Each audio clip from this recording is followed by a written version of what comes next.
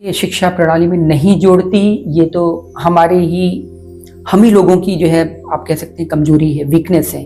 हमने कभी अपने शास्त्रों को, अपने धर्म ग्रंथों को इतना ज़्यादा वरीयता ही नहीं दी। आप ये बताइए,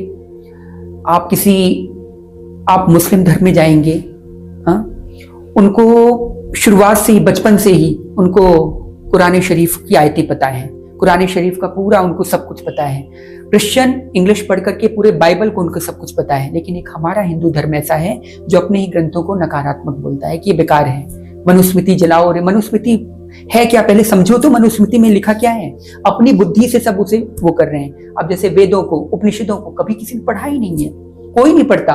सब कथावाचकों का ज्ञान सुन करके कि ऐसा जो वो पाखंड बताते हैं, जो वो अंधविश्वास बताते हैं, उसे ही वो लोग धर्म समझ लेते हैं। उसे समझते हैं यही पुराणों में लिखा हुआ है, यही धर्म ग्रंथों में लिखा हुआ है। इसके कारण उनकी जो है गाड़ी डिरेल हो जाती है। अब जब डिरेल हो जाती है तो उसे अंधविश्वास मानते हैं। जब इतने बड़े बड़े साइंटिस्टों ने, अभी एक वेस्टर्न जो फिलोसफर है हेनरी डेविड करके, उन्होंने क्या लिखा है जानते हैं गीता के विषय में? उन्होंने गीता के विषय में लिखा है कि मैं अपने प्रत्येक दिन, जीवन के प्रत्येक दिन को गीता की फिलॉसफी पे मापता हूं।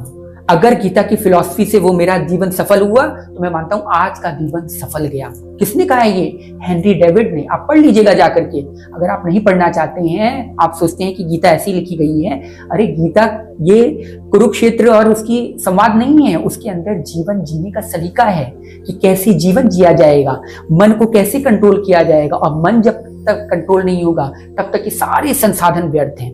तो मन को, चित्त को, बुद्धि को सही सही मार्ग पर लाने का जो कारण है वो गीता सिखाती है, कैसे हमें आगे बढ़ना है, कैसे क्या करना है।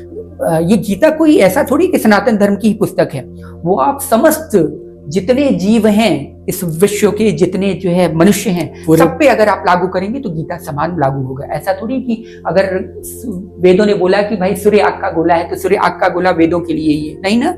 सूर्य आग का गोला सबके लिए है, चाहे वो अफ्रीका में रह रहा हो, चाहे कहीं पे भी रह रहा हो। ऐसे ही हमारे वेद शास्त्र और गीता है, लेकिन हमने उन्हें तवज्जो ही नहीं दिया।